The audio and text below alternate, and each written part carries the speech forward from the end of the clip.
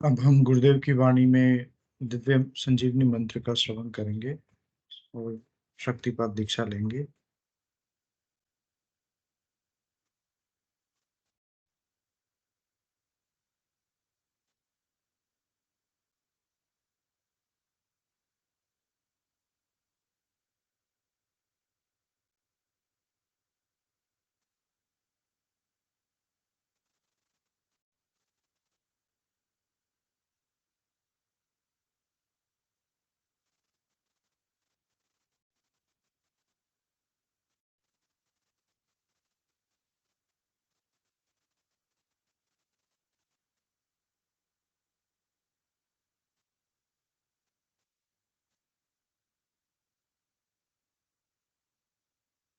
आप भी जो है ना, जो मैं मंत्र बताऊंगा उसको बोल कर या इशारे से किसी को नहीं बताओगे। रैदास ने कहा ना, अब कैसे छूटे नाम नाम रट लगी। किसकी लगी नाम रट? राम के लगी, कृष्ण की लगी, ये रोक लगी हुई थी गुरुओं के। और उसका मानसिक जप करना, समझे? वो मंत्र बता दो, एक बीज मंत्र है वो। अब बरगद का पेड़ का बीज राई के दाने जितना होता है, किलोमीटर में फैलेगा, उसका होता है एक शब्द क्लीन शब्द, क्या आधा ला में मिला हुआ, बड़ी की मात्रा और बिंदी, उसका उच्चारण होगा क्लीन। गा की ध्वनि निकलेगी पीछे। आप अंग बोलो, यहाँ स्ट्रोक लगता है, अंग बोलो। कभी मनी मैंने बोल के देखो, अंग बोलो तो यहाँ स्ट्रोक लगता है। तो इसमें क्लिंग बार बार आएगा। अब वो लय नहीं बनती क्लिंग एक में, तो हमारे ऋषियों ने इसको जपने के तरीके बताया। Cling Krishna cling, cling Krishna cling.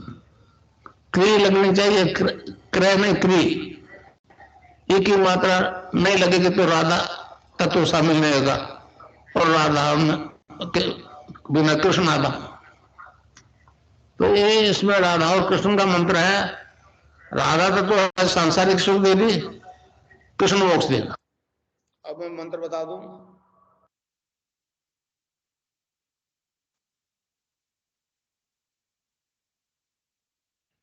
जय गुरुदेव। अब विनोद जी गुरुभाई से निवेदन है, कृपया आज की दिव्य लेखनी पढ़ें।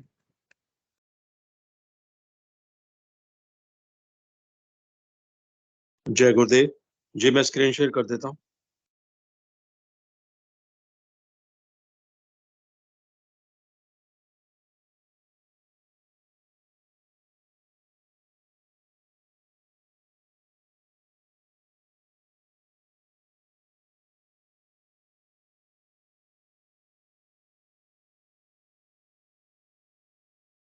जय गुरुदेव, जय दादा गुरुदेव, जय गुरुदेव सभी को। आज जिस नए अध्याय को पढ़ना हम शुरू कर रहे हैं, उसका शीर्षक है सत्य का संहारक युग। कलयुग के गुणधर्म के कारण आज विश्व भर के अध्यात्मिक जगत से सत्य प्राय लोप हो गया है। आज विश्व के प्राय सभी धर्मों के धर्माचार्यों की कथनी और करनी में भारी अंतर है। यही कारण है आज विश्व भर में अधिकतर लोगों का धर्म पर से विश्वास उठ चुका है। जैसा धार्मिक होने का हम ढिंढोरा पीट रहे हैं, प्राय विश्व के सभी धर्मों के धर्माचार्य भी वैसा ही कर रहे हैं। आज संसार के अंदर जितना शोर धार्मिक धार्मिक जगत के लोग मचा रहे हैं, वैसा पहले कभी सुनने में नहीं आया। आकाशवाणी और दूरदर्शन पर प्राय रोज सुबह शाम विश्वास करो की ध्वनि से वायुमंडल गूंज उठता है। इसके विपरीत विश्व में अशांति निरंतर बढ़ रही है। विश्व की यह अशांति हमें धर्माचार्यों पर, उनकी विश्वसनीयता पर प्रश्न चिन्ह लगाने को विवश कर रही है। आखिर परिणाम ना मिलने के कारण का पता लगाए बिना तो समस्या का समाधान नहीं होगा। हम इतिहास पर नजर डालें तो देखते हैं कि विश्व भर में असंख्य साधु संतों और सच्चे लोगों को विभिन्न प्रकार की यातनाएं दी गईं। धर्म की गिरावट यहां तक हो गई कि सच्चे लोगों के प्राण तक ले लिए गए। परंतु सच्चे लोगों का साहस देखो, मृत्यु को स्वीकार कर लिया, परंतु सत्य पर अडिग रहे। दूसरी तरफ इस युग के लोगों की गिरावट पराकाष्ठा तक पहुंच गई। सत्य कहने पर जिसकी हत्या करते हैं, मरने के बाद उन्हीं हत्यारों के वंशज उसको पूजते हैं।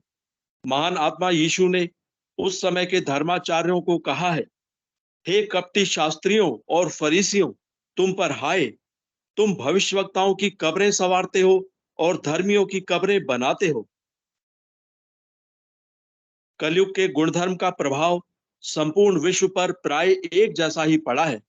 क्रूर, निर्दयी और स्वार्थी वृत्तियां इतनी प्रबल हो गई हैं कि मानवता को कुचलते हुए किसी को तनिक भी दया नहीं आती। कोई भी संत पुरुष विश्व में प्रकट होता है तो उसका पग पग पर अकारण विरोध होता है। सभी दुष्टवृत्तियां मिलकर उसे कुचलने का प्रयास करती हैं। उनका वश चलने पर उस साधु पुरुष की हत्या तक कर दी जाती है। वही पुरुष जब ब्रह्मलीन हो जाता है तो वे वृत्तियां गिरगिट की तरह रंग बदलने में कुछ भी संकोच नहीं करती। इस प्रकार उसकी त्याग, तपस्या और बलिदान का भरपूर लाभ उठाती हैं। जो लोग कठिन समय में उस संत का साथ देते हैं, उन्हें दुत्कार कर भगा देती है, उन्हें दुत्कार कर दूर भगा देती है।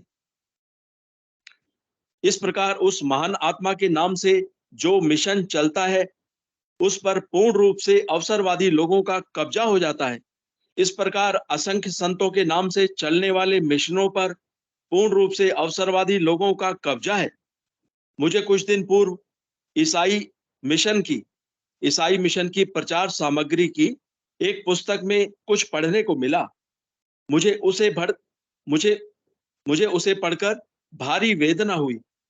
ऐसे सुंदर ढंग से चर्चों में स्वेच्छाचारी जीवन बिताने की छूट ले ली, जिसे पढ़कर मैं सन्नाटे में आ गया।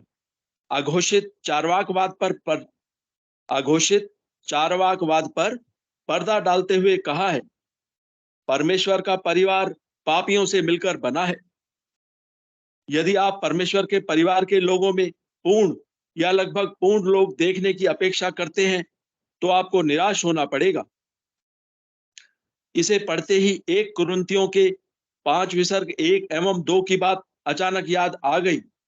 प्राय सभी धर्मों के मिशनों पर कलयुग का प्रभाव कमोबेश एक जैसा ही पड़ा है। मैं क्योंकि कर्ता मात्र ईश्वर को ही मानता हूं, संसार के लोग तो उसकी कठपुतली हैं। उन्हें भरमाते हुए वह परम सत्ता अपनी इच्छा अनुसार नचा रही है। अतः मैं किसी धर्म के धर्माचार्यों को दोष नहीं देता हूं। वैसे अनेक पवित्र संत विश्व में प्रकट हुए हैं, परंतु मैं मात्र 2 ऐसे महान आत्माओं के जीवन काल का वर्णन करना चाहूंगा जिन्हें आज संपूर्ण विश्व श्रद्धा से पूजता है। वे हैं महान आत्मा यीशु मसीह और स्वामी विवेकानंद जी। महान आत्मा यीशु जिस प्रकार नीली छतरी के नीचे अपना संपूर्ण जीवन कष्ट और यातनाएं सहन करते हुए बिताया, ऐसे उदाहरण दुर्लभ हैं। उसने मानवता में जो चमत्कारपूर्ण कार्य कर दिखाए, वैसे कार्यों को करने की आज का विज्ञान कल्पना तक नहीं कर सकता।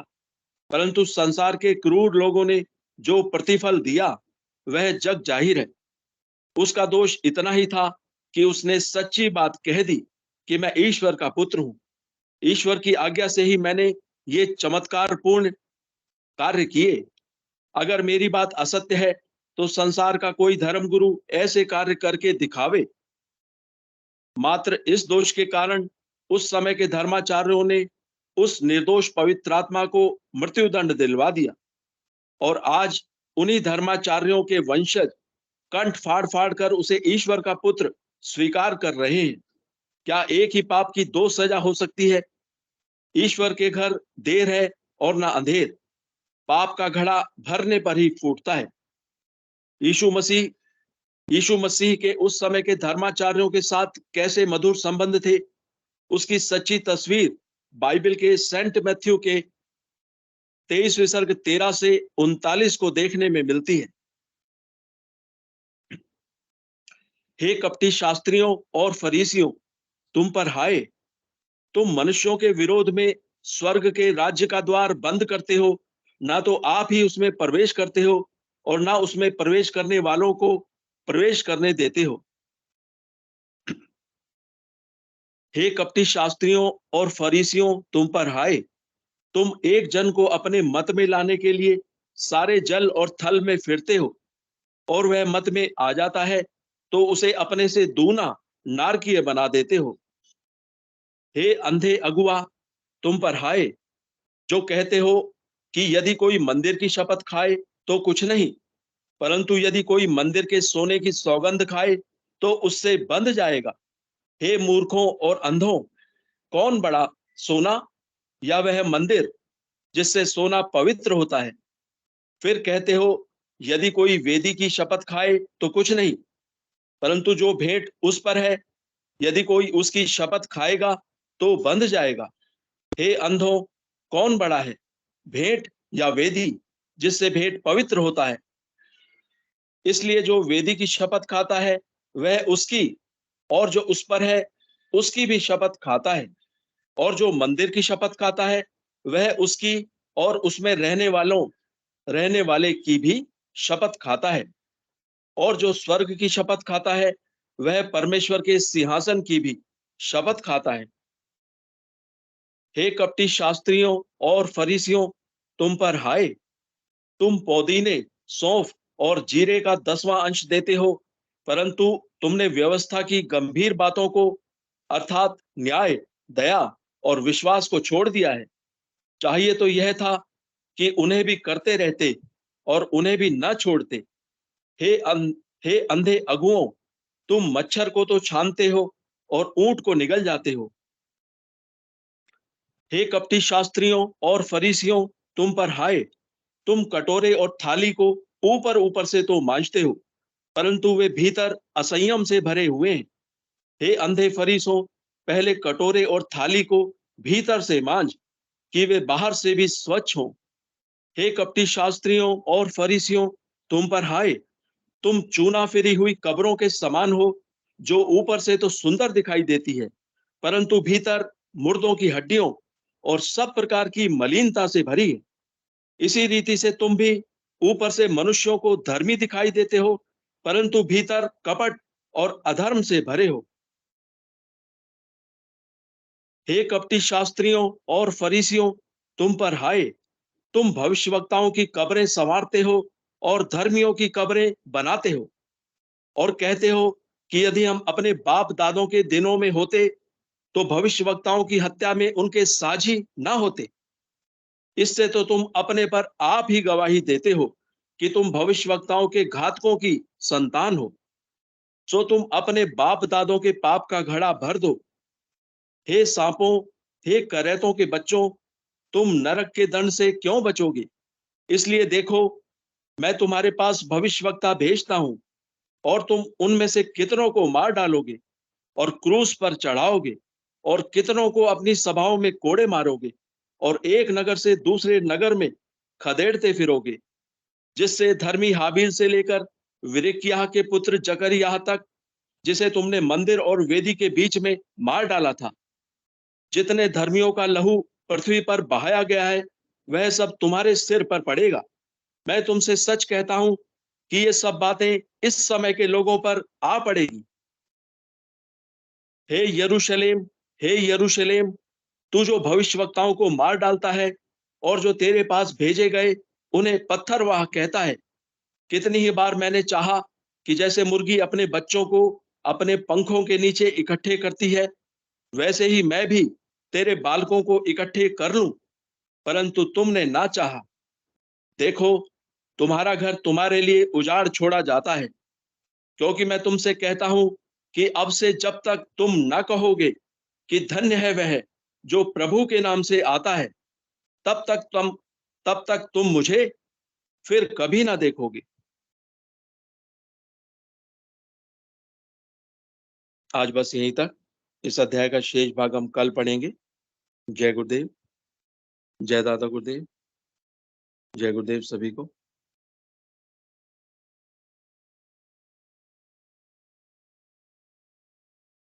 जय गुरुदेव।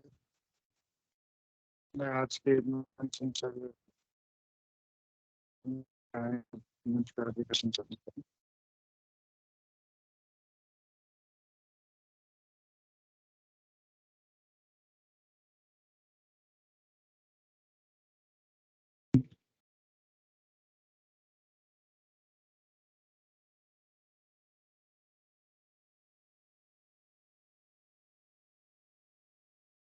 जय गुरुदेव, जय दादा गुरुदेव।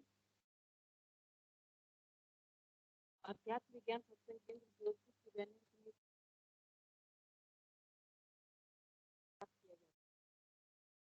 बस 5 बजे से लेकर 7 बजे तक बात किया गया। शाम को 7 बजे से फीस सुनी जाती है, तो उसके बाद में ध्यान किया जाता है, पाठ किया जाता है, बाद में से एक्सपीरियंस शेयरिंग होता है, विषय अनुभव संत के साझा करते हैं। कोई भी गुरु भाई बहन अपनी अनुभूति इस मंच के साझा करने के लिए स्वागत है। जय गुरुदेव।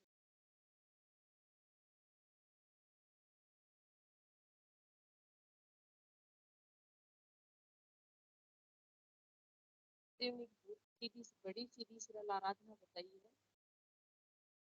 तो समय ध्यान और मंत्र जाप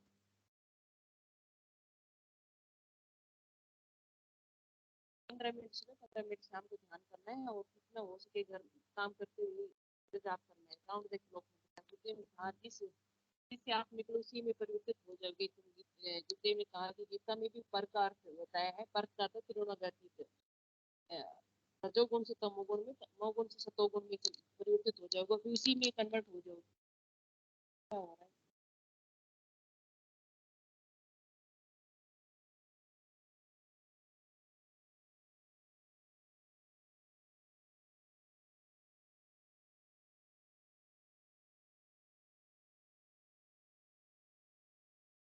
कोई भी गुरु भाई बहन अपनी साझा करना चाहिए, स्वागत है।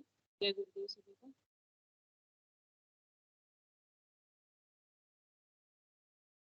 भाई जय गुरुदेव।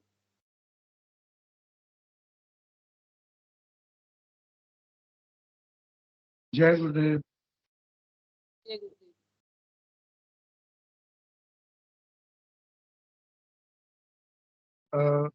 आज मैं एक स्पीच सुन रहा था और उसमें एक गुरुदेव की बड़ी दिव्य बात सुनी मैंने, तो मैं साझा करना चाहूँगा। हमारे अक्सर ये बात आती है ऐसे कि दवाई लें कि नहीं लें। गुरुदेव ने एक स्पीच में कहा है कि नाम जप और ध्यान, ये भौतिक विज्ञान ने भी मान लिया है अब कि इनसे औषधि से कहीं ज्यादा गुना फायदा होता है। औषधि मतलब दवाई। तो ध्यान से, अगर ध्यान प्रॉपर किया जाए तो उससे औषधि से भी बहुत अधिक लाभ मिलता है किसी भी बीमारी में या अपने शरीर की शुद्धि। तो ये एक स्पेशल बात है गुरुदेव के स्पीच में सुनी, सोचा साझा कर दूं आप सभी के साथ। चलिए, जय गुरुदेव। जय गुरुदेव। गुरुदेव ने ये भी कहा, गुरुदेव ने कहा है, ये स्पीच मैंने भी सुनी है, बार बार सुनते हैं, रोज सुनते हैं स्पीच। तो देखिए औषधि से भी 5 तरीके से हमें परिवर्तन रहता है, तो औषधि से भी इसमें परिवर्तन की बात की है। हमारा आयुर्वेदिक दवाई है, उसमें इतनी ज्यादा पावरफुल है कि इसमें बुढ़ापा आता ही नहीं। गुरुदेव कहते पहले बुढ़ापा आता ही नहीं था, जवानी दिखती थी। पर आयुर्वेदिक में तो ट्रांसफॉर्मेशन की बात भी कही गई, लेकिन वो जी जी। आजकल वो दवा औषधि लुप्त हो चुकी है। पहले जैसे आयुर्वेदिक औषधि अब बची नहीं है, लेकिन नॉलेज नहीं है सबको उस आयुर्वेदिक दवाई का। और भी कोई गुरु भाई बहन करना चाहिए, स्वागत है।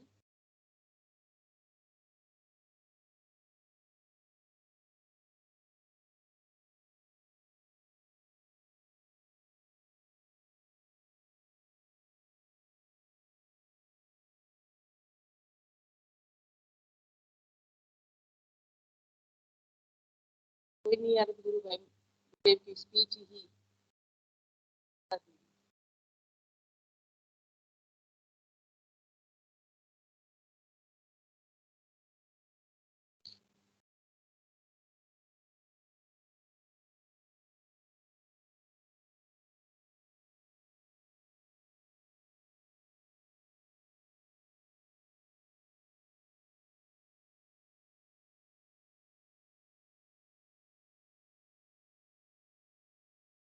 तो भाई साहब आज आप ही कर रहे हैं क्या? तो स्पीच लगा दीजिए गुरुदेव की, कोई गुरु भाई भी नहीं आ रहे हैं।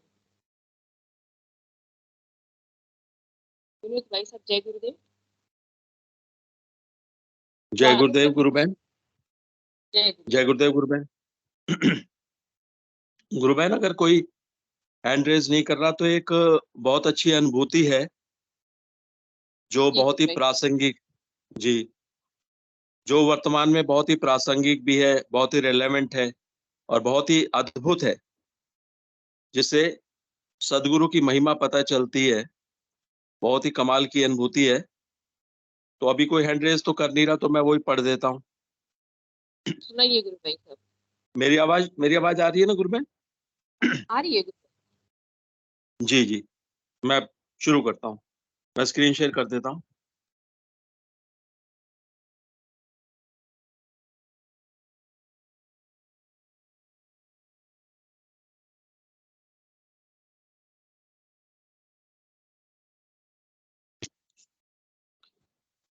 जय गुरुदेव, जय दादा गुरुदेव, जय गुरुदेव सभी को।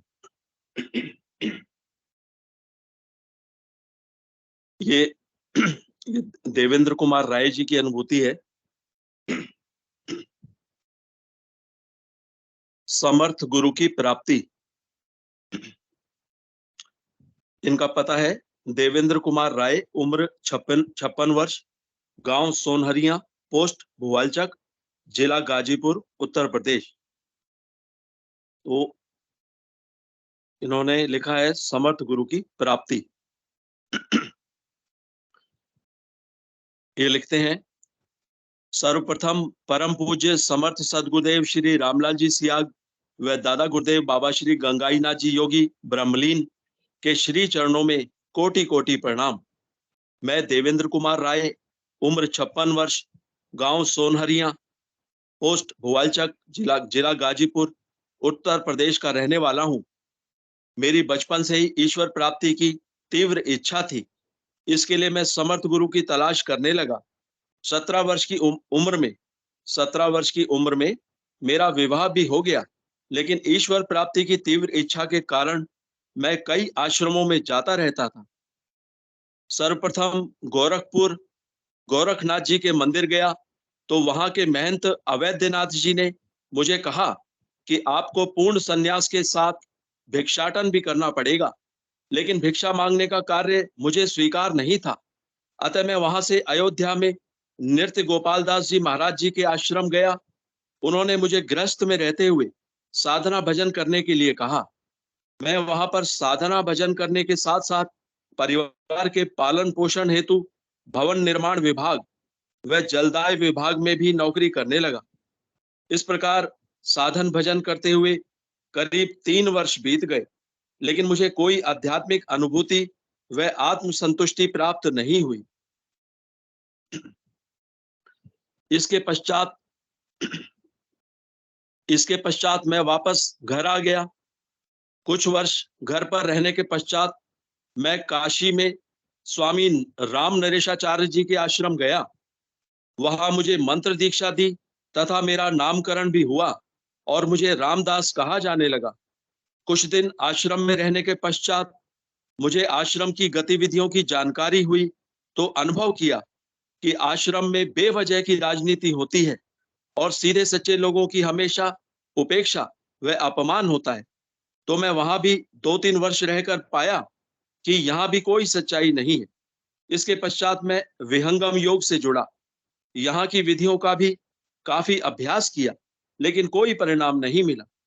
इन सब के बाद भी मैंने हार नहीं मानी और लगातार समर्थ सदगुरुदेव की तलाश में रहता। इसी दौरान मैं स्वयं को कल की अवतार कहने वाले बाबा ज्ञानेश्वर स्वामी सदानंद परमहंस के आश्रम गया। वहां पर साधकों से खेतों में व निर्माण कार्यों में कई घंटों तक कठिन परिश्रम कराया जाता था। गलती होने पर कोड़े व डंडे से पिटाई होती थी तथा ये भी कहा जाता कि आश्रम के अलावा बाहर का खाना खाने से आपकी मृत्यु भी हो सकती है। ऐसा भय भी दिखाया जाता था। और जो एक बार आश्रम में आ गया उसको वहां से बड़ी मुश्किल से जाने दिया जाता था। जो जाने की कोशिश करता उसकी भयंकर पिटाई भी की जाती थी। एक दिन मुझे भी अकारण बिना किसी गलती के डंडे से पीटा गया, तो मैंने निश्चय किया कि कैसे भी हो यहां से जल्दी निकलना है। इसके पश्चात मैं हमेशा वहां से भागने की फिराक में ही रहता था और एक दिन सवेरे भोर में उनके हरिद्वार आश्रम से भागने में सफल रहा और सड़क पर पकड़े जाने के भय से केवल रेल पटरी से करीब 14-15 किलोमीटर दूर तक पैदल ही चलता रहा। इसके पश्चात काशी होते हुए डरा सहमा घर पहुंचा और चैन की सांस ली। घर वालों को बताया कि मैं यहाँ का खाना नहीं खा सकता, मेरी मृत्यु हो जाएगी। ऐसा भयंकर भय उन्होंने मेरे मन में बिठा दिया था। इस पर घर वालों ने कहा कि मुझे कुछ नहीं होगा, तो मैंने भोजन किया और ईश्वर कृपा से ऐसी दुखदाई परिस्थिति से सकुशल बाहर निकला।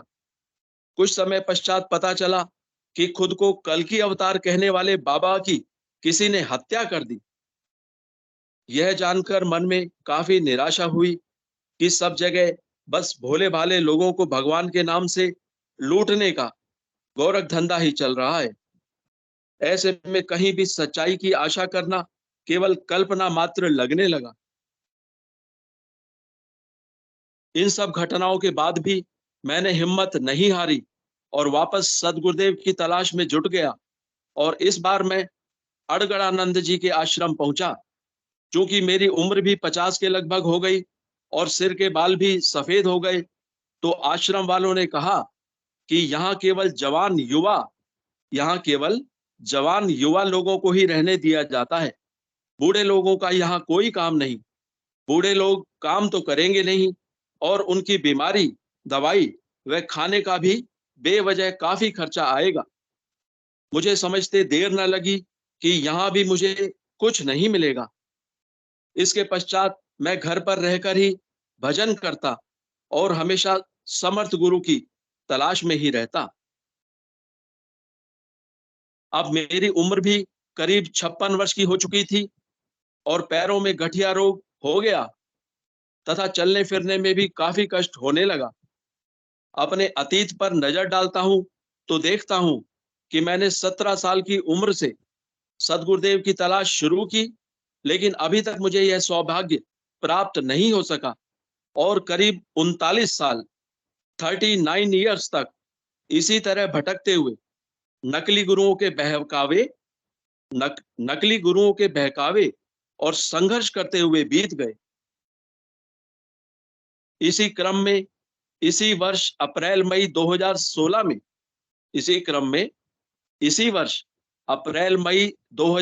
में सिंहस्थ कुंभ उज्जैन में गया, तो वहां कुछ लोग सिद्ध योग के पर्चे बांट रहे थे। उनमें से एक ने मुझे पर्चा दिया और सिद्ध योग के विषय में तथा इसके लाभ के विषय में बताया तथा कहा कि इस सिद्ध योग से आपका गठिया ठीक हो जाएगा। इसके बाद मैं वहां पर सिद्ध योग शिविर में पहुंचा। वहां पर मुझे सिद्ध योग दर्शन की जानकारी देकर ध्यान करवाया। इस समय तक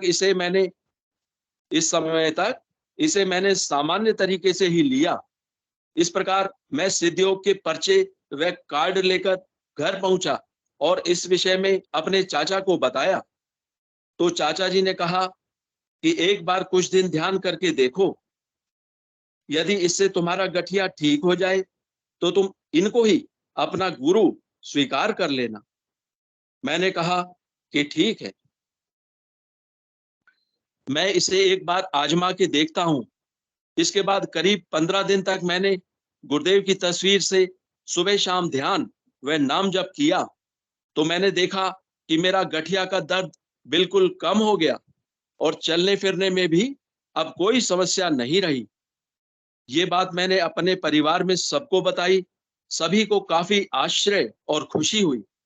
जिनकी कृपा से वो भी इतनी दूर बैठे बिना मिले, बिना दवाई उपचार या कर्म कांड किए, केवल उनकी तस्वीर से ध्यान करने व नाम जप करने मात्र से 15 दिन में मेरा गठिया ठीक हो सकता है, तो ऐसे समर्थ सदगुरुदेव के लिए कुछ भी असंभव नहीं है।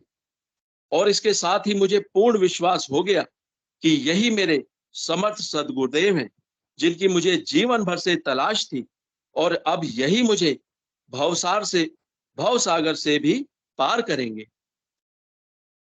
इतने वर्षों तक भटकने के पश्चात आखिर मुझे मेरे समर्थ सदगुरुदेव मिले। इतने वर्षों तक भटकने के पश्चात आखिर मुझे मेरे समर्थ सदगुरुदेव मिले। अब मैं नियमित ध्यान व नाम जप करता हूं, जिससे मुझे पूरे शरीर में हल्का योग होता है और आनंद की असीम अनुभूति होती है। अब मेरा संकल्प है कि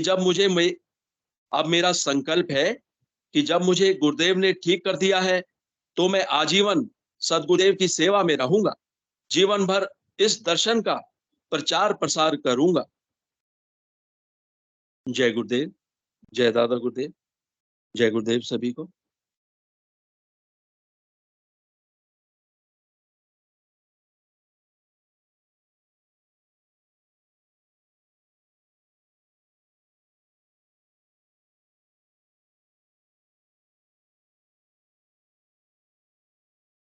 सॉरी गुरु बहन, आपकी आवाज नहीं आ रही, जरा देखिए क्या बात है। माइक का म्यूट कर दिया। जी अब आ रही है गुरु बहन। देखा गुरु बहन कितनी अद्भुत। हाँ गुरु भाई, मेरे साथ भी आजकल ऐसे हो रहे, बस मंत्र जाप कर किसी से बोल मत, मन ही नहीं कर रहा किसी से बोलने का, एक ही मन कर रहा है कि मंत्र जाप करती रहे बस। आत्मा संचालन का मन भी नहीं कर रहा था, बोल ही नहीं पा रही, सिर्फ मंत्र जाप करने का ही मन करता है बस। बहुत पता नहीं अच्छी अनुभूति है गुरु बहन, कैसी लीला है कैसी नहीं। बहुत अच्छी। चलिए, आपका सहयोग देने आ गई मनोरमा जी, बुलाइए उनको। जय गुरुदेव। पिताजी आपका चेहरा पूरा नहीं दिख रहा। तो पिताजी आपका चेहरा है ना आधा दिख रहा है, इसको नीचे मोबाइल में सेट कर दो। अब ठीक है। हाँ, जय गुरुदेव गुरु बहन, आवाज आ रही है? आ रही है। आजकल नेटवर्क प्रॉब्लम है थोड़ी। जो विनोद जी गुरु भाई ने जो अनुभूति बताई ना, सुन के पढ़ के सुनाई तो बड़ी मतलब दिव्य है। और क्योंकि इसमें गठिया की भी बात आई है, तो मेरा ऐसा मन कर रहा है बोलने का कि बोलना चाहिए। क्योंकि तो मुझे भी क्या है, जैसे मुझे जब गठिया हुआ तब एक तो मेरे जो हाथों की जो उंगलियां है, मुझे आटा लगाने में दिक्कत आने लग गई थी। जैसे सुबह में आटा लगाऊं तो मेरे पेन होता था जॉइंट्स में, और प्लस नहाते समय जो एल्बो है राइट हैंड की, तो मेरा नहाने से ज्यादा ध्यान मेरा उस दर्द में रहने लग गया था, गठिया वाले में, कि अभी तो कुछ उम्र ही नहीं है, ये क्या हो रहा है, मतलब टेंशन। तो जो ये गुरु भाई जो जिनकी अनुभूति है ना, तो एकदम मतलब फैक्ट है कि जब हम इस नाम को पता नहीं कब कहाँ चले गए, हमें पता ही नहीं चलेगा। तो गुरुदेव की हर बात एकदम सत्य है। मतलब भूल गई कि गठिया वठिया कुछ था, बस हाँ कि गठिया कुछ चीज है। तो और एक और ये भी है कि ये इतने सालों से गुरु की तलाश में थे, लेकिन गुरुदेव जब उनकी इच्छा होगी, जो समय आएगा तभी वो शिष्य को शरण में लेते हैं। कृपा तो गुरु की ही होती है हर हाल में। तो हमें जो गुरु ने इतने कम समय में अपनी शरण में ले लिया है, तो हम बहुत ही सौभाग्यशाली हैं सारे गुरु भाई बहन, क्योंकि कृपा तो सिर्फ उन्हीं की है। चाहते तो उन्हें वो बहुत पहले मिल जाते। तो हमारे गुरुदेव तो करुणा के सागर हैं। बड़ा अच्छा लगा गुरु भाई की मतलब वो अनुभूति सुन के, बोलने का थोड़ा मन किया। जय गुरुदेव। जय गुरुदेव। जी गुरु बहन, आप मनोरमा गुरु बहन मंच पे बनी रहे आप। जी क्योंकि बबीता गुरु बहन तो बस अब मंत्र जाप ही करती रहेंगी, हमें आपस में बात करनी है। कि आपने गुरु बहन बहुत सही बोला कि इसमें दर्द जो है ना, वो मंत्र जाप वगैरह करते हैं, ध्यान करते हैं, तो दर्द जो है बड़ी जल्दी शरीर में से गायब हो जाते हैं, बहुत कम हो जाते हैं। हजारों लाखों लोगों का अनुभव है ये। और इसके अलावा ये बात बिल्कुल सही है जो गुरुदेव ने जैसे कहा भी है, और गुरुदेव ने जो कहा है वैसे तो वो सत्य है ही है। हम तो सिर्फ थोड़ी सी वैसे ही चर्चा कर लेते हैं। गुरुदेव ने कहा है ना कि शिष्य जो है वो गुरु को नहीं ढूंढता, गुरु ही शिष्य को ढूंढता है। दरअसल क्या है, ये बात कही गई है सदगुरु के लिए। जो संसार में जो नकली गुरु बने बैठे हैं, उनको तो कोई भी शिष्य ढूंढ सकता है, लेकिन जो सदगुरु है सदगुरु जो है वो शिष्य को अपने आप ही ढूंढता है। किसी शिष्य की ये सामर्थ्य नहीं है कि वो सदगुरु को ढूंढ सके। और अभी जो हमने वो पढ़ी थी अनुभूति, उससे एक बार दोबारा ये बात जो है पता चल गई कि लगभग 40 साल तक भटकते रहे वो, जगह जगह, कहाँ कहाँ तक। और उन्होंने देखा कि बस भगवान के नाम पे लोगों को लूटा जा रहा है, बहकाया जा रहा है। हालांकि इस विषय में गुरुदेव ने भी बहुत कुछ बोला है, गुरुदेव ने भी कहा है इस विषय में। और गुरुदेव ने तो यहाँ तक भी कह दिया कि इसीलिए धर्म का पतन हो गया, क्योंकि इन्हीं धर्माचार्यों की वजह से, क्योंकि इन्होंने जो है धर्म को पेट से जोड़ लिया, उसे अपना बिजनेस बना लिया, रोजी रोटी धंधा बना लिया, तो वो रिजल्ट नहीं मिला। वो रिजल्ट मिलना बंद हो गया फिर लोगों को, और रिजल्ट मिलना बंद हो गया तो फिर लोगों का विश्वास कम होना ही था। तो ये बात गुरुदेव के समय से चली आ रही है कि धर्म के नाम पर कितना बेवकूफ बना रहे हैं, लोगों को लूट रहे हैं। और आज जो हमने अनुभूति पढ़ी आज, उससे एक बार दोबारा ये बात साबित हो गई कि कितना वो भटकते रहे, लेकिन हर जगह उनको बेवकूफ बनाया गया, लूटा गया, लेकिन सदगुरु नहीं मिले। और जब सदगुरु ने चाहा, इसीलिए वो तो कहते हैं ना कि 3 काल नौखंड में गुरु ते बड़ा न कोय, करता करे न कर सके, गुरु करे सो होए। तो गुरु की जब इच्छा होती है तभी जो है वो जिस भी शिष्य को अपनी शरण में लेना होता है लेते हैं। तब तक जो है गुरु की जब तक इच्छा नहीं होती भटकते रहते हैं लोग, जी जी सदगुरु नहीं गुरु भाई, मिलते। एक बात और याद आई मुझे कि गुरु की इच्छा, वो- जैसे जब कोरोना की फर्स्ट लेयर आई थी ना, तब मैं जी गुरुदेव को गुरु भाई। बिल्कुल भूल गई थी। यूं मानिए कि मैं मतलब रोज दूसरे मंत्र लिखते रहती थी, कभी हनुमान चालीसा, गणेश चालीसा जपती थी। जब कोरोना की फर्स्ट लेयर आई, मतलब गुरु जब लेता है वो उसी की इच्छा होती है। जी जबकि डर तो उस समय भी इतना ही था, तब तो पता ही नहीं था कि कोरोना कैसा होगा, क्या होगा। हमारे यहाँ इतना नहीं था, लोग मरे ही नहीं थे। जब सेकंड आई तब वैसे एक ही रात में 4-4 मौतें लोगों की हो रही थी। तब सिर्फ ये जी मंत्र मतलब उस समय नजर आया कि नहीं ये मंत्र जपना चाहिए, तो उस समय जपा गया। तो उस समय जप ली थी मैं, लेकिन उस समय मैं इसको मैं बिल्कुल भूल ही गई।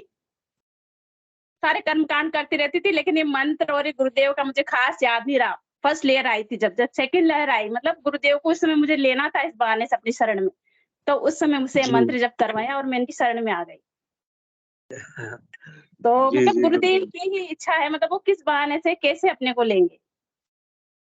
जी जी जय बिल्कुल सही गुरुदेव। कहा गुरु भाई ने।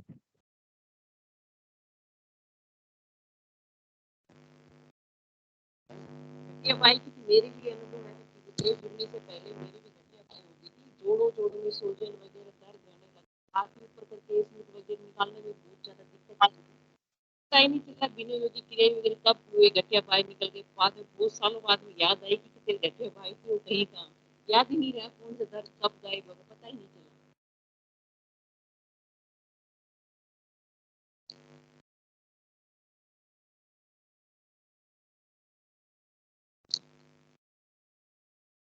तो भी कोई गुरु भाई बहन इस मंच पे अपने साझा करना चाहते हैं।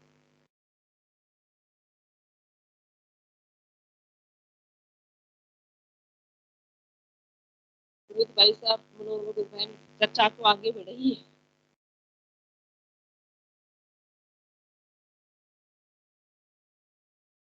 गुरु बहन एक बार जरा इनवाइट कीजिए परवीन गुरु भाई को, वो जरा दो दो शब्द आके बोले, बहुत अच्छा लगता है उनको सुनना। आज वो सौभाग्य से मौजूद है यहाँ पे। जी गुरु भाई। भाई साहब जय गुरुदेव। स्वागत है गुरु भाई।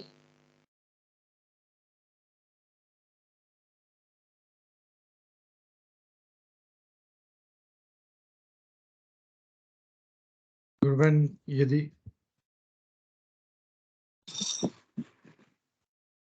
जय गुरुदेव बबीता बहन, जय और विनोद भाई को भी बहुत बहुत जय गुरुदेव। सभी गुरु भाई बहनों को जय गुरुदेव। जय गुरुदेव गुरु और भाई, जय गुरुदेव। जी विनोद भाई बताइए क्या आदेश है। जय जय गुरुदेव गुरु भाई। गुरु भाई आपको जो है सुनना ही बहुत अच्छा लगता है। मेरे से किसी ने कहा भी था कि परवीन भाई जब बोलते हैं गुरु भगवान, तो उनके मुंह से गुरु भगवान सुन के बड़ा आनंद आता है। गुरु भगवान ही बोलते हैं आप हमेशा, तो वो हाँ, बड़ा गुरुदेव आनंद आता भगवान। है सुन। गुरुदेव भगवान गुरुदेव भगवान तो बड़ा आनंद आता है तो सुन के ना। और आपकी बड़ी अच्छी अच्छी अनुभूतियां हैं और प्रचार करते ही रहते हैं आप, तो बहुत ही मौका अच्छी मिल अच्छी जाए आपके पास। तो जी जी मौका मिल जाए तो छोड़ते नहीं है विनोद भाई हम। जी जी बिल्कुल। हाँ। और आपका खुद का भी व्यक्तिगत अनुभव इतना कमाल का है। मैं तो चाहूंगा अपने व्यक्तिगत अनुभव के बारे में दो शब्द आप बताइए, क्योंकि आपने कहा था कि आप एयर फोर्स में थे और शायद डॉक्टर भी थे आप, तो थोड़ा बताइए प्लीज आज आप दोबारा। जय गुरुदेव। वो तो मैं कई बार बता लिया, सबने सुन लिया, मैं नई चीज बताता हूँ आपको। अभी जो जी जी विनोद भाई, अभी जो जैसे अभी ये तो प्रभु की कृपा है, अपना तो इसमें कुछ योगदान नहीं है। अपने पास तो कोई ऐसी चीज नहीं है जो हम ये बोले कि हमने कुछ ऐसा कर दिया। ये तो जीवन दाता की कृपा है, दृष्टि है उनकी। तो अभी जैसे अपने आप ही एक बार नहीं, बहुत बार, एक बार तो बिल्कुल जैसे बहुत तेज, तू मुझे जप, बस तेरे को और कुछ नहीं सोचना, तू मुझे जप, तू भाई बस मेरे मुझे साथ जप, हो रहा है। दिन ये कि कह रहा है कि मंत्र जाप कर, कुछ मत कर। और कुछ कर नहीं, तू मुझे जब, बस तेरे को और कुछ सोचना नहीं है। ये कितनी बार होता है ऐसा। फिर कल जैसे पता नहीं क्या बात चल रही थी, कुछ ऐसा ही टॉपिक चल रहा था, और जैसे कुछ फ्यूचर के बारे में प्लानिंग, इस टाइप में कुछ बातें हो रही थी भविष्य के बारे में। तो ऑल ऑफ सडन आवाज आती है कि सब कुछ छोड़ के मेरी शरण में आ जाओ, सब कुछ छोड़ के मेरी शरण में आ जाओ, आज तुम्हें कोई चिंता करने की, मैं हूं ना, मेरे होते क्यों डरते हो। ये तो फिर डर का आएगा। हाँ, जब प्रभु ने साफ बोल दिया कि मैं तुझे सारे पापों से मुक्त कर दूंगा, मेरी शरण में आ जाओ, इतनी गारंटी तो भगवान ही दे सकते हैं, गुरुदेव भगवान, त्रिलोकीनाथ ही दे सकते हैं, और किसी के बस की बात नहीं है। विनोद भाई, और कोई ये गारंटी नहीं ले सकता इस पृथ्वी पे, कोई ये बोल के दिखा दे गुरुदेव भगवान के अलावा कि तू सब कुछ छोड़ के मेरी शरण में आ जा, तेरी जिम्मेदारी मैं लेता हूँ, कोई बोल के दिखा दे। हम अपने बच्चों की, परिवार की जिम्मेदारी नहीं ले सकते, और किसकी लेंगे, लेकिन गुरुदेव भगवान तो पूरी सबकी लेते हैं, सभी जीवों की लेते हैं, चाहे सजीव है चाहे निर्जीव है। क्योंकि वो तीनों लोकों के स्वामी हैं, त्रिलोकी नाथ हैं, हम तो बच्चे हैं उनके सब, और अपने बच्चों की सारी गलतियां माफ करते हैं, सारी टोटली, कभी गुस्सा नहीं करते। जब भी कोई अनुभूति होती है, ऐसा लगता है गुरुदेव भगवान इतने बच्चे की तरह बताते हैं ना, इतने साधारण तरीके से, कि वास्तव में भगवान ही कर सकता है ऐसी तो काम, और आदमी के बस की तो बात नहीं है ये, इंसान के हाथ में कहाँ है ये सब चीजें। हाँ?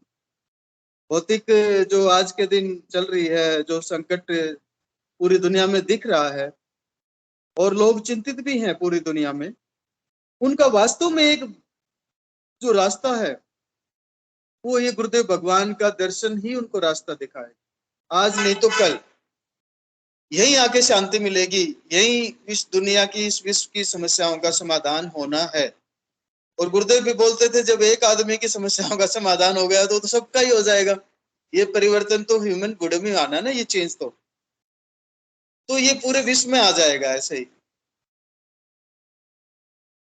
जी गुरु अनुभूतियां भाई। ये, मैं कभी ऐसा फील नहीं होता अब कोई चिंता, भय इस टाइप का मुझे तो नहीं लगता। मैं तो जो कुछ आता है गुरुदेव भगवान आप जाने, मेरे पास तो कोई ऐसा यंत्र तंत्र नहीं है कि मैं मेरे सामर्थ्य से कुछ कर सकूं। जो करवा रहे हैं आप करवा रहे हैं, आपको जैसे हमें यूज करना है, जो आप यंत्र बनाएंगे हम तो वैसे ही काम करेंगे, हम तो टूल मात्र हैं आपका। और ये तो जी गुरु एक भाई। अवसर देते हैं हमें भगवान, चाहे हम प्रार्थना कर रहे हैं, चाहे ये गुरु चर्चा कर रहे हैं, एक्सपीरियंस शेयरिंग कर रहे हैं, या प्रचार कर रहे हैं, ये सारे जितने भी अवसर हैं, ये भगवान की कृपा के बिना संभव नहीं है।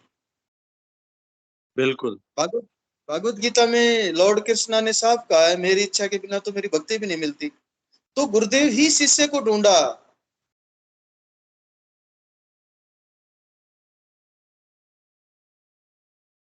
जी गुरु भाई, बिल्कुल ठीक कह रहे हैं आप। मेरा ये अनुभव रहा कि मैं अध्यात्म जगत का प्राणी नहीं था। मैं ऐसा नहीं था कि नास्तिक था, भगवान को नहीं मानता, बहुत आस्था है मेरी भगवान में शुरू से ही, लेकिन मैंने कभी गुरु के बारे में मेरे मन में ना विचार था ना कुछ और के कभी गुरु भी बनाना है या बनेगा, कोई गुरु आध्यात्मिक गुरु भी आएगा लाइफ में, वो तो दूर दूर तक विचार नहीं था। कुछ मुझे पता भी नहीं था कि आध्यात्मिक गुरु क्या करता है और उसका क्या काम होता है, वो मेरी लाइफ में क्या करेगा, मुझे इसका पता भी नहीं था। लेकिन ये गुरुदेव की शरण में आने के बाद जो परिवर्तन आए लाइफ में, तब पता चला कि आध्यात्मिक गुरु की हमें जरूरत क्यों है इस लाइफ में। तो सबसे जो मेन कार्य है जीवन का, वो तो आध्यात्मिक गुरु ही देता है हमें उसका ज्ञान तो, और अगर समर्थ गुरु है तो ही दे पाएगा। गुरुदेव तो कहते थे कि जो जिसके पास जो जितना है वो उतना ही दे पाएगा। गुरुओं की भी स्टेजेज है, जितना जिसके पास है उतना ही दे पाते हैं। तो समर्थ गुरु उस परमपिता परमेश्वर से साक्षात्कार करवाता है, सिर्फ समर्थ गुरु करवा सकता है। ये परमपिता परमेश्वर, ये अथॉरिटी जो है ना, अधिकार, ये राइट सिर्फ और सिर्फ समर्थ गुरु को देता है और किसी को नहीं देता है। परमपिता परमेश्वर से मिलने का रास्ता सिर्फ और सिर्फ समर्थ गुरु के आशीर्वाद, उनकी कृपा से होके जाता है, संभव नहीं है। अगर गुरु की कृपा से, जो गुरु ने भी कहा जो कई जन्मों में कार्य नहीं हो सकता, वो गुरुदेव सदगुरु की कृपा से पल भर में हो जाता है। ये वास्तव में ये कोई हैरानी मिरेकल वाली बात नहीं है, ये प्रैक्टिकल है। मैं मेरी लाइफ में इसको इतने पास से देख चुका हूं, अनुभव कर चुका हूं ना इस एक्सपीरियंसेस को, कि जो सोचा नहीं जा सकता कि ये ऐसा भी हो सकता है, वो बिना बताए हो गया। पता भी नहीं लगा कि वो कब हो जाता है। तो विनोद भाई, ये एक ऐसी साधना है हमारी, और इतनी सरल साधना वास्तव में ये दिखाती है कि भगवान की प्राप्ति कितनी सरल है। भागवत प्राप्ति, उसमें कोई तिकड़मबाजी नहीं है, कोई तंत्र मंत्र दांव पेच नहीं है। भाव के भूखे भगवान, भाव से जुड़ते हैं और ये भाव भी पैदा करते हैं गुरुदेव भगवान की कृपा से। ये भाव उनसे जुड़ता है।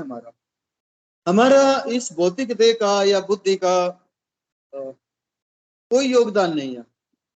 जो कुछ चल रहा है, जो कुछ हो रहा है, जो कुछ आज बोला जा रहा है, सब गुरु भाई बहन जो कुछ बता रहे हैं, अपने अनुभव, अपनी अनुभूतियां, सब गुरु कृपा से हो रहा है। कर्तव्य भाव आदमी में, ये आध्यात्मिक साधना उसके सबसे पहले कर्तव्य भाव को खत्म करती है कि मैं I am doing this. No, कोई और है जो ये करवा रहा है हमारे से, अच्छा करवा रहा है, तो ये एक अवसर है उसने जो हमें सौभाग्य दिया ऐसा करने का। और कुछ और चीजें हो रही हैं तो वो भी उसी की कृपा से ही हो रही है। ऐसे ही दूसरा मैं चीजें, मैं अनुभव बता रहा हूँ, मेरे पर्सनल व्यू। दूसरा, हमारे लिए दूसरे के ओपिनियन किसी सेकंड थर्ड पर्सन के हो सकते हैं, गुड बैड दोनों ही हो सकते हैं। उसमें भी अगर हम ये सोचते हैं कि इसके कारण ऐसा हो रहा है, तो वो भी हमारा एक अज्ञान है। उसके अंदर भी भगवान है और वो भगवान ही करवा रहा है उससे भी। कई बार ऐसा होता है जो कार्य हमारे लिए ठीक नहीं होता, बार बार प्रयास करने के बाद भी हमारे नहीं हो रहा है, हम किसी तीसरे पर्सन को दोष देना शुरू कर देते हैं, उसने मेरी टांग अड़ा दी बीच में, मेरा कार्य नहीं हो पाया। नो, ये प्रभु की इच्छा नहीं है। प्रभु तो सबके अंदर बैठे हैं, चाहे कोई कैसा भी व्यवहार कर रहा है, सबके अंदर है जीवात्मा। हमारे अंदर आत्मा है, वो उस परमपिता परमेश्वर का अंश है वो आत्मा, तो वो हमारे सबके अंदर विद्यमान है। तो और हम समर्थ गुरु की शरण में, तो हमारा अच्छा बुरा तो भगवान प्रभु के अलावा और तो कोई उसे बेटर कौन जान सकता है। तो कोई, अब ये विचार भी खत्म होता जा रहा है कि किसी दूसरे के कारण मेरा ये काम नहीं हो पाया, ये भी नहीं आता माइंड में। वहां भी यही आता है कि प्रभु की इच्छा नहीं है, और जब बिल्कुल प्रभु की इच्छा है उसी में हमारा कल्याण है, उसी में बिल्कुल सबका गुरु भाई, कल्याण है। बिल्कुल गुरु भाई, आपने बिल्कुल सही कहा। मुझे एक लाइन बोलनी है बीच में। वो जो आपने कहा कि गुरु की ईश्वर की इच्छा ही होती है, उसके पीछे कोई तीसरा जो है, तो जो है मुझे याद आ गया कि वो उत्तर पाड़ा स्पीच में वो एक जिक्र आता है महर्षि महर्षि अरविंद को अरविंदो। भगवान श्री कृष्ण, जी अरविंदो, उनको भगवान श्री कृष्ण कहते हैं कि मैं सभी मनुष्यों के शब्दों और विचारों पर राज करता हूँ। तो ये लाइन मुझे याद आ गई कि मैं सभी मनुष्यों के शब्दों और उनकी विचारों पर राज करता हूँ। तो ये बात सही है, कोई तीसरा जो है टांग अड़ा ही नहीं सकता, वो तो ईश्वर ही जो है प्रेरणा देते हैं। हाँ तो ईश्वर जी, की इच्छा नहीं होती बिल्कुल तभी सही, वो काम। जी बिल्कुल। बिल्कुल सही कहा विनोद भाई, बिल्कुल सही कह रहे हो आप, बिल्कुल ठीक बात आपकी। और इसी का नाम ज्ञान है। जब हम यही तो रियलाइजेशन है। और क्या रियलाइजेशन है? यही तो ट्रुथ का रियलाइजेशन है कि व्हाट इज ट्रुथ। ट्रुथ तो एक ही है, वो परमपिता परमेश्वर ही ट्रुथ है, वही सत्य है। वो तो साफ कहते हैं मैं तो सत्य और धर्म जहां खड़े हैं मैं तो वहां हूं, उसके साथ हूं। और यही रियलाइजेशन हमें रियलाइज होता चला जाता है इस साधना में ना, धीरे धीरे वो परिवर्तन। जैसे जैसे हमारी आध्यात्मिक चेतना बढ़ती है, वो सारे के सारे परिवर्तन हम उसको अनुभव करते हैं रियल टाइम में, वास्तविक रूप से। वो कोई चमत्कार या कहानी नहीं है, बिल्कुल भी। और वही वो हमें सत्य का जब आभास होता चला जाता है ना, तो उस परम सत्य को खोजने की फिर रुचि बन जाती है कि वो परम सत्य है, वो ऑटोमेटिक बन जाएगी, बिना प्रयास के बन जाएगी। जब उसका समय आ जाएगा ना, बिना आपके प्रयास के वो रुचि बन जाएगी, आप उससे मिलना है। अब बस एक ही इच्छा है कि उसके दर्शन करने हैं, उससे साक्षात्कार करना है, और कुछ नहीं चाहिए। और सारी इच्छाएं वहां पे जीरो हो जाती हैं, बिल्कुल। सारे के सारे मन के विचार, सारे के सारे हमारे जो भी, हम उस इस दुनिया के फिर प्राणी नहीं रहते, फिर हमारा इस दुनिया से ज्यादा वास्ता नहीं रहता। भौतिक रूप से रहते हुए भी हम इस दुनिया में नहीं रहते, फिर हम उस परम सत्य की खोज में निकल पड़ते हैं। और वो भी सिर्फ और सिर्फ सदगुरु भगवान की कृपा से ही प्राप्त होता है। उसका रास्ता गुरुदेव की कृपा से ही मिलता है, तय करते हैं हम वहां पे। बस सिद्धियोग दर्शन तो यही बताता है, इसमें कोई ऐसी कहानी या कुछ कथा प्रवचन तो है नहीं। सीधा का सीधा रियलाइजेशन का कॉन्सेप्ट है ये हमारा भारतीय योग दर्शन प्रणाली पर। गुरुदेव ने कहा भारतीय योग दर्शन का मूल उद्देश्य मोक्ष है, बीमारी समस्याएं ये तो मन में रखना ही नहीं कि बीमारी समस्याएं कभी रहेंगी भी लाइफ में, वो नहीं रहेंगी, वो रहेंगी, लेकिन हम हमारी जो चेतना है वो उनसे ऊपर उठ जाएगी। तो हमें उनका आभास नहीं रहेगा कि वो कुछ है, समस्या भी है लाइफ में वो, या कोई प्रॉब्लम है, नहीं है। हमें उनकी चिंता नहीं रहेगी, उनके बारे में हम चिंता नहीं करते। फिर हमें ये जी गुरु भाई। हमारी अंतर चेतना ये विश्वास पैदा कर देती है कि ये समर्थ गुरु की शरण में है, ये वो अपने आप इसको हमें पार लगा देंगे। जब ये विश्वास आदमी के अंदर पैदा हो जाता है तो उसको कोई प्रॉब्लम नजर नहीं आती। उसको उसकी रुचि अलग हो जाती है, उसका रास्ता अलग हो जाता है। वो समस्या उसको चाहकर भी नुकसान नहीं पहुंचाती। और सबसे बड़ी बात है जो गुरुदेव भगवान ने बार बार कहा कि ये जो परिवर्तन आता है ये 5 कारणों से आता है, जिसमें पहला कारण बताया कर्मा, पूर्वार्ध, हमारे पूर्व जन्म के संस्कार, कर्म।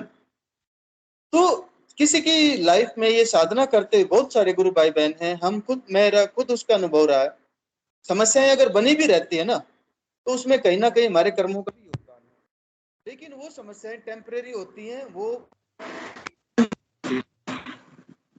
वो टाइम बीइंग के लिए, थोड़ी देर के लिए लाइफ में आएंगी, क्योंकि उनका भी हिसाब किताब, नियम नहीं बदलते। थोड़ी देर के लिए आएंगी, परेशान करेंगी। बहुत सारे जो गुरु भाई बहन है नए जो जुड़ते हैं इस दर्शन के साथ में, गुरुदेव भगवान से दीक्षा लेके, उनको ये लगता है कि सारे काम कर रहे हैं हम, नाम जब ध्यान भी कर रहे हैं, लेकिन फिर भी प्रॉब्लम्स आ रही हैं। तो उससे बिल्कुल चिंतित होने की जरूरत नहीं है। वो आपको थोड़े समय के लिए आएंगी, फिर चली जाएंगी, फिर कभी थोड़े समय के लिए आ जाएंगी, फिर चली जाएंगी। अगर आप कंटिन्यू साधना में बने हुए हैं तो वो आपकी जो समस्याएं हैं वो एक समय ऐसा आएगा वो आपको परमानेंट छोड़ के चले जाएंगे। यानी आपकी चेतना विकसित हो जाएगी वहां तक कि फिर आपको समस्या नहीं दिखाई देगी। समस्या कहीं चली गई क्या? वो तो वैसे ही है, वही है, उनका एग्जिस्टेंस है, बीमारियों का एग्जिस्टेंस है, रहता आया है। लेकिन हमारी चेतना विकसित हो जाती है तो हमें ना वो बीमारी लगती है, ना समस्या लगती है। इसलिए जितने भी योगी और हमारे समर्थ जो स्पिरिचुअल आत्माएं हुई हैं, जिसका जैसे स्वामी विवेकानंद जी के गुरुदेव थे, बताते हैं कि गले का कैंसर था लेकिन उन्होंने कभी कैंसर के बारे में कुछ सोचा ही नहीं और उसी के चलते चले भी गए। वो उनकी दुनिया थी वो अलग हो गई थी उससे। ये भौतिक देह में था, उनकी आत्मा को कोई बीमार नहीं कर सकता। आत्मा को, हमारे को आत्मा कभी बीमार नहीं होती। तो ये परिवर्तन आ जाता है इस साधना में। एक ऐसा रियलाइजेशन हो जाता है कि हम दो एंटाइटी हो जाते हैं, एक ये बॉडी है फिजिकल में और एक हमारी सोल है, वो आत्मा न मरती है, ना उसको पेन होता है कोई, ना दुख है ना सुख है उसके लिए। तो जो भी हम फेस करते हैं वो इस बॉडी और इसकी जो इंद्रिय है उसी के थ्रू हम उसको फेस एक्सपीरियंस करते हैं।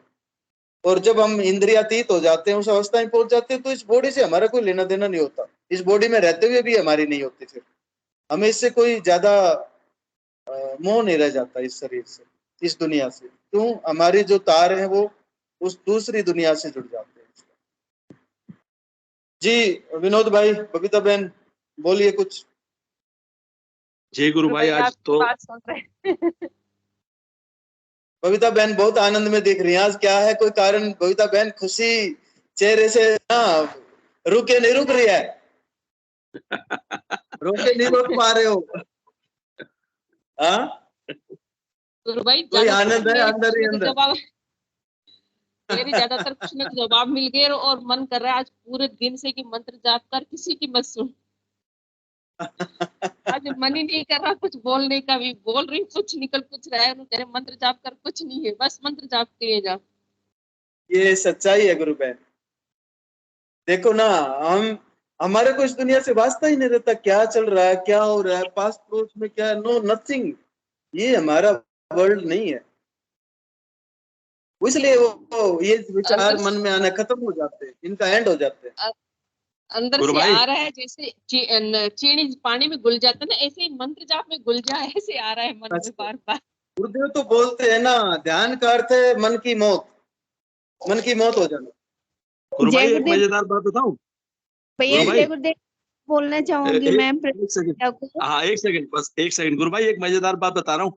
ये बबीता गुरु बहन का जो है मंच संचालन का जिस दिन होता है ना, और कई बार इनको लगता है कि मैं आज बोल नहीं पाऊंगी, मेरा मन नहीं कर रहा है या मेरी तबीयत ऐसी नहीं है कुछ, मैं क्या बोलूंगी। तो गुरुदेव जो है इनका इतना अच्छा उस दिन प्रोग्राम करवाते हैं और 9 बजे तक करवाते हैं और उल्टा पूरा लंबा। हाँ बस टाइम होने वाला है, 9 के आसपास जा रहा है। जय गुरुदेव। अभी साधना बहन भी बोल रही है कुछ। जय गुरुदेव। हाँ जी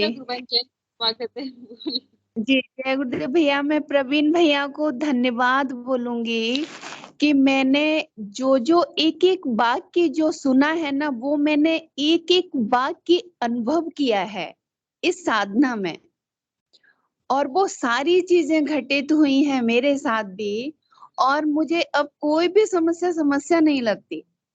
और कोई अगर कहता है तो मैं ये कहती हूँ, मेरी जिंदगी में अब ये लगता है कि कोई समस्या कहाँ है, कैसी होती है समस्या, मैं जानती ही नहीं। मतलब कोई भी प्रॉब्लम नहीं लगती, चाहे वो शरीर की हो, चाहे वो घर की हो, परिवार की हो। और इतना भी जानती हूँ भैया, आप यकीन नहीं मानेंगे, ना ही मतलब हमारा कोई पर्सनल घर है, ना बैंक बैलेंस है, ना हस्बैंड की बहुत अच्छी जॉब है, ना मेरा शरीर स्वास्थ्य अच्छा है, कुछ भी नहीं है। लेकिन फिर भी एक भी प्रॉब्लम नहीं लगती। एक एक वाक्य मेरे दिल को छुआ है। मैं आपको कैसे धन्यवाद करूं कि मतलब एक एक वाक्य मैंने अनुभव किया है, हर चीज को महसूस किया है। लेकिन ये तो मेरी जिंदगी में ना ये पड़ाव आए हैं। सबसे पहला जो पड़ाव था जिसमें गुरुदेव ने मुझे भयंकर नाम जप करवाया था, है ना, जिसमें मैं उठते बैठते पागलों की तरह दीवानी रहती थी। मुझे इतनी समस्या होती थी कि मैं रात रात में मतलब सोती नहीं थी। पहले पड़ाव में ऐसी चीज से मुझे मतलब उस जिस जिस कारण से मुझे ये प्रॉब्लम हुई थी, उस चीज को मुझसे दूर कराया गया, फिर आसक्ति रहित उससे मिलाया गया, मतलब आसक्ति रहित कर दिया उससे। और फिर ये लगता था, फिर मैंने उसके पीछे कारण खोजा कि अब मुझे इससे दूर जाना है ना। और दूसरा सेकंड पार्ट आया जिसमें मैं कूलर पंखे में भी मुझे पसीने आते थे। उस कंडीशन में कई ऐसा नहीं है कि 2 4 6 दिन, महीने, 15 दिन में ये चीज खत्म हो गई।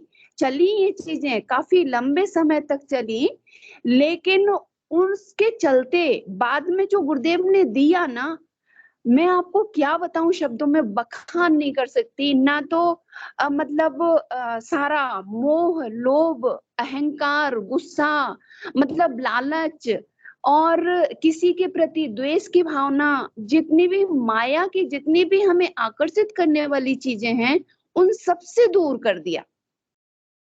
तीसरे पड़ाव में आपको क्या बताऊं, तीसरे पड़ाव में क्या होता है, भयंकर घटनाएं ऐसी ही रही जिसमें मैं गुरुदेव आप या तो मुर्दा कर दो या जिंदा कर दो, मौत दे दो या जीवित मतलब जीवन दे दो, ऐसी ऐसी कंडीशनें आई। तो तीसरे में मुझे गुरुदेव ने क्या दिया कि हृदय में से प्रेम उमड़ा, मतलब अकारण ही, चाहे वो बाहर का व्यक्ति है चाहे वो अंदर का व्यक्ति है, सबके लिए ओवरफ्लो हो रहा है। जैसे घड़ा भर जाता है ना, मैंने टीवियों में देखा है कि धुआं सा निकलता है घड़े में से, उस तरह से ओवरफ्लो होता था।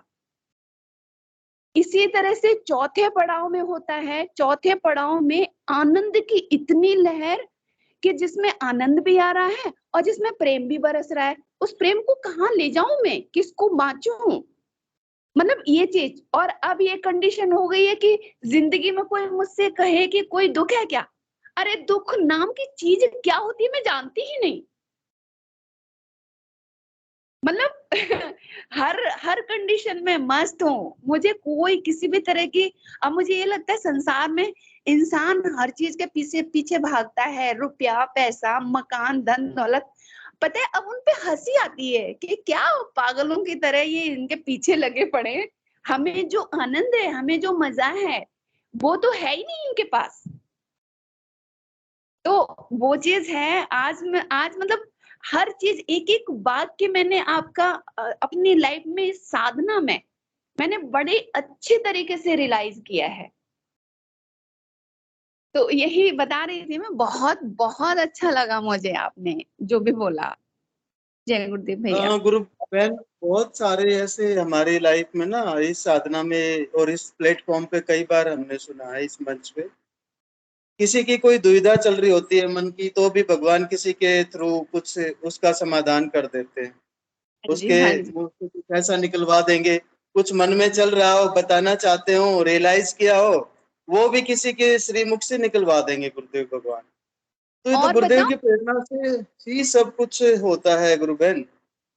जी जी, और एक और बात बताती हूँ कि कभी कभी हम ना गुरुदेव से कुछ ऐसी लाइट बात कर जाते हैं, जैसे कि आप सपोज कीजिए कि मेरी लाइफ में एक ऐसी चीज मतलब घटित हुई जिसको मैंने ये कह दिया कि गुरुदेव ये काम हो तो गया, लेकिन ना तो मैं अब इसको करने वाली हूँ, मतलब वो जिंदगी में जैसे आज के जीवन में वो बहुत ही महत्वपूर्ण पार्ट हो गया है ना। आप ऐसे ही, मैं एक एग्जांपल दे रही हूँ।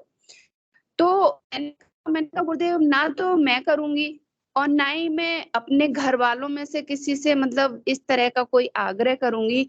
और जिस शख्स से मुझे दूर दूर तक उम्मीद नहीं कि ये व्यक्ति कर सकता है इस काम को, मेरे काम को, तो मैंने ऐसे ही लाइट बोला, हल्का सा बोला गुरुदेव से। मैंने कहा गुरुदेव आप देख लेना, इस शख्स को झुका के दिखाते और कह के मैंने दिमाग से निकाल दिया।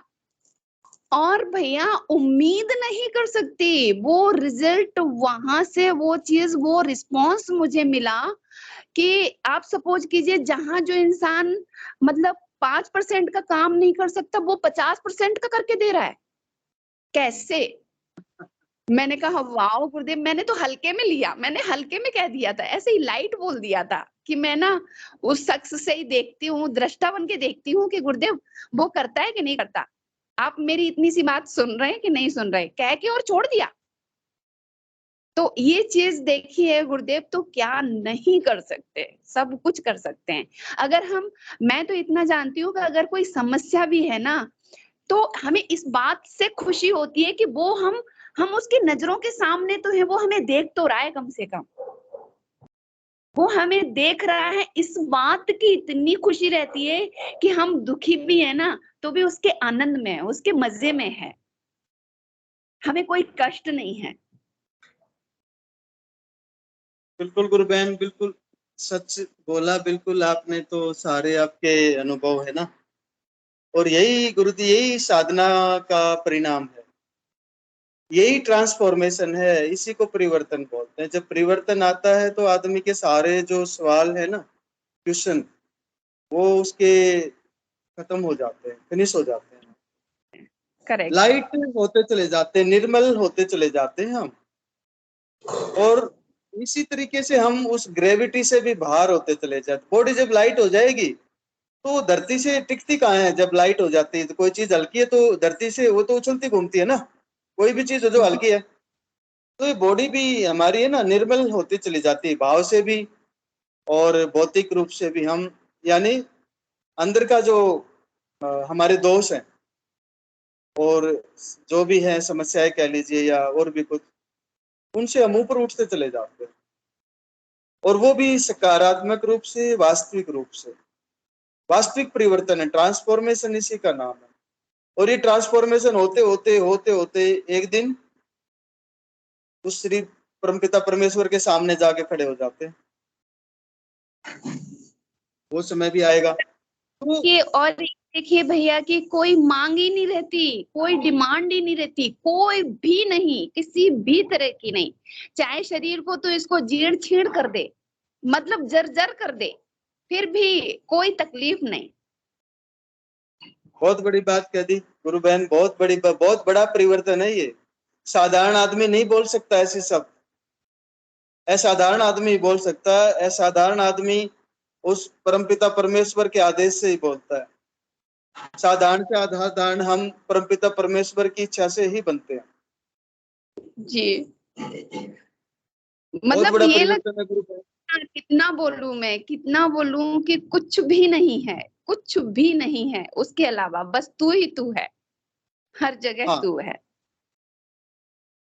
बिल्कुल गुरु बहन, बस ये तो हमें अनुभव हो, अनुभूति हो, समस्याएं रहे जाएं, दुख तकलीफ रहे जाएं, चलती रहेंगी, लेकिन जो हमारी यात्रा है ना, उसको हमें ध्यान से जारी रखना है, और वो जी है नाम जप और ध्यान।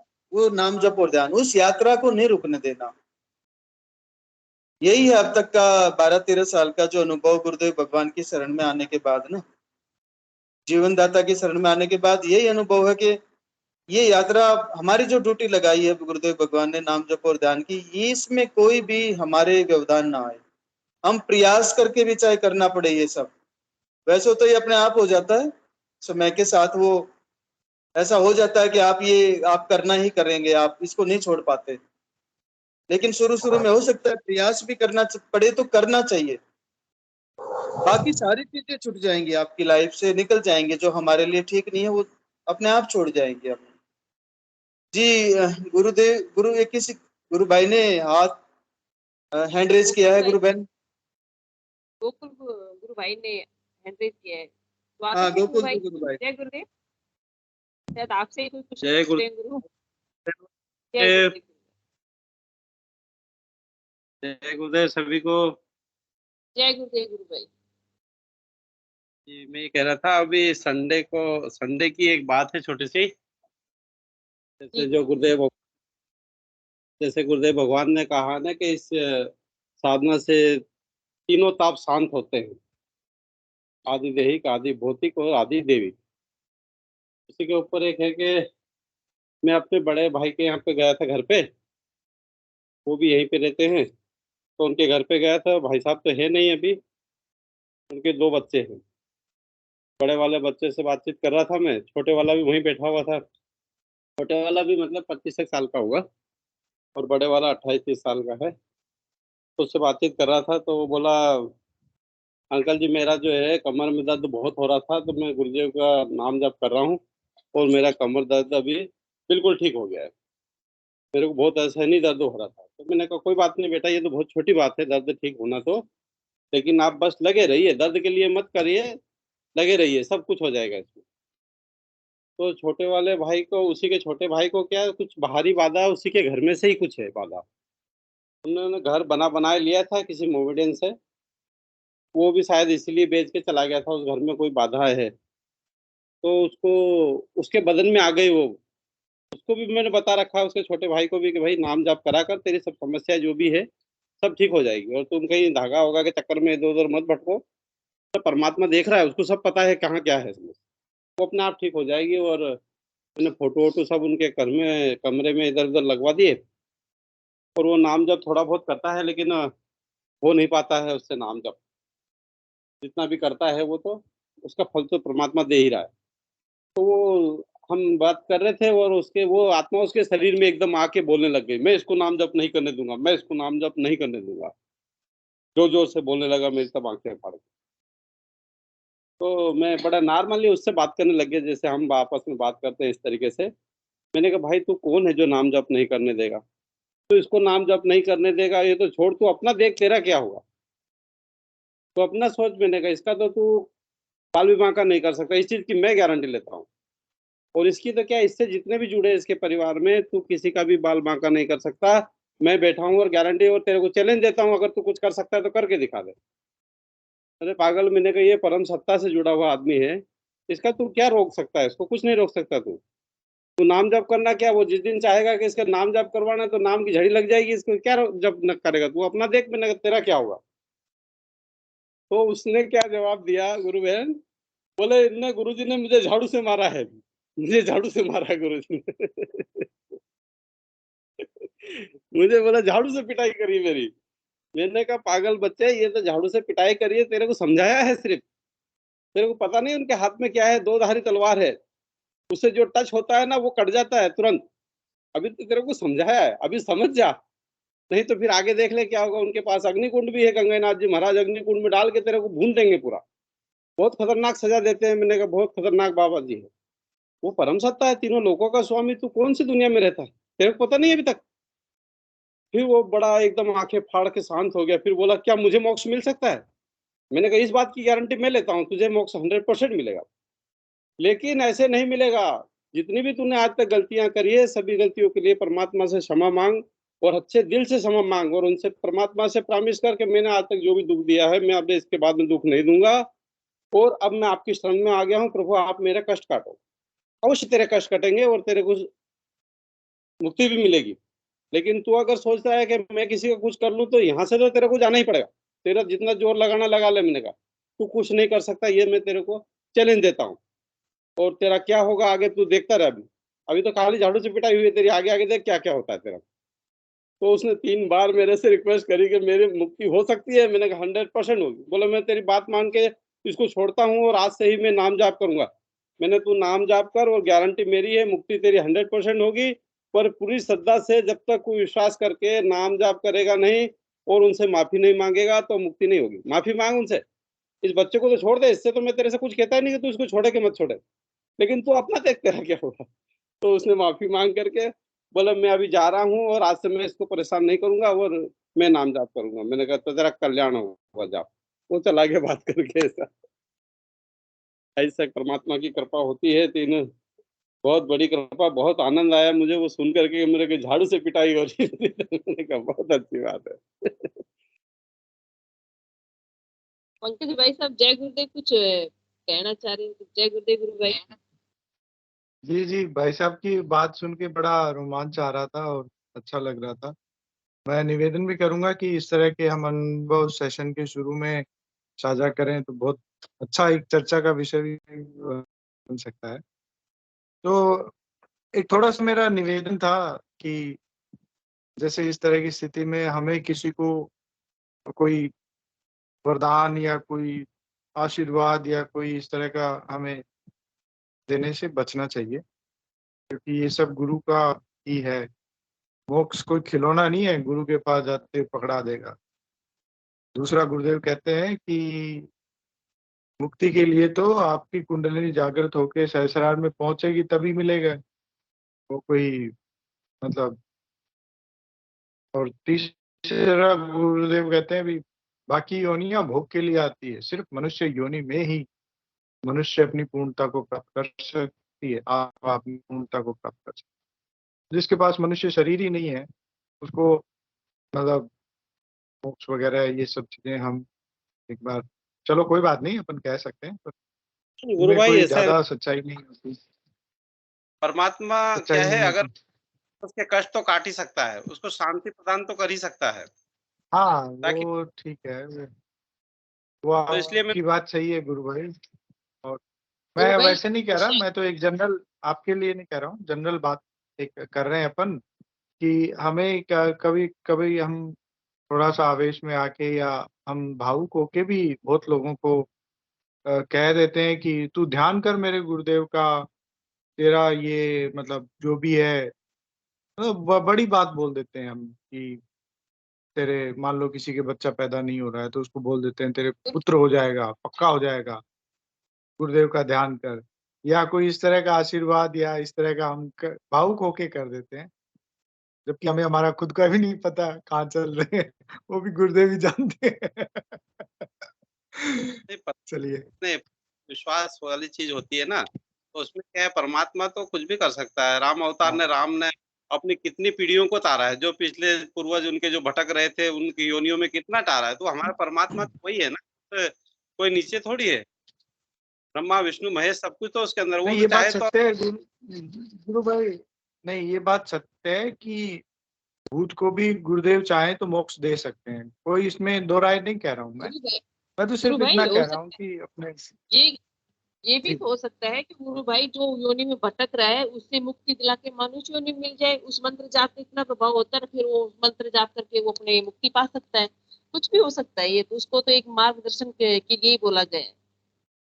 जय गुरुदेव भाई। हिंदू भाई साहब स्वागत है। सेशन को गुरुदेव के श्री चरणों में समर्पित कीजिए। जय गुरुदेव गुरु भाई। हिंदू भाई साहब भी बताते हैं हाँ, जीवात्मा की बात इसमें तो हिंदू भाई साहब भी बोलते हैं। इसमें तो क्या है, जब तक सेल्फ रियलाइजेशन नहीं होता है तब तक सवाल रहता है, बाद में चुप हो जाता है एकदम। Without self realisation you cannot see the kingdom of God, तो जो बोला है ना, तो ये जो सेल्फ रियलाइजेशन महत्व का है, आत्मा की अनुभूति, गुरुदेव और तुम एक हो जाना चाहिए। कल के अवतार है, तुम ही कृष्ण भगवान है, सब कुछ है, और वो आपके अंदर बैठा है, गुरुदेव आपके अंदर बैठा है। तुम चलते फिरते कल की भगवान है, तुम ही चलते फिरते आश्रम है, सब कुछ गुरु का मंदिर है। तो ये आगे की बात है एकदम। जब तक सेल्फ रियलाइजेशन होना बहुत जरूरी है। ये आत्मा और बॉडी अलग चीज है, आत्मा ही सब कुछ है, आत्मा ही गुरु है, आत्मा ही परमात्मा है, सब कुछ है। तो बाद में आगे प्रार्थना भी किसको करेगी? सब कुछ आपके अंदर बैठा है, वही ट्रांसफॉर्मेशन करेगा, गुरुदेव ही सब कुछ करेगा। अपना कोई उद्देश्य नहीं, सब गुरु का, अपना कुछ भी नहीं। जो सेंटेंस है ना वो भी गुरु का है, सब कुछ। जय गुरुदेव सभी को।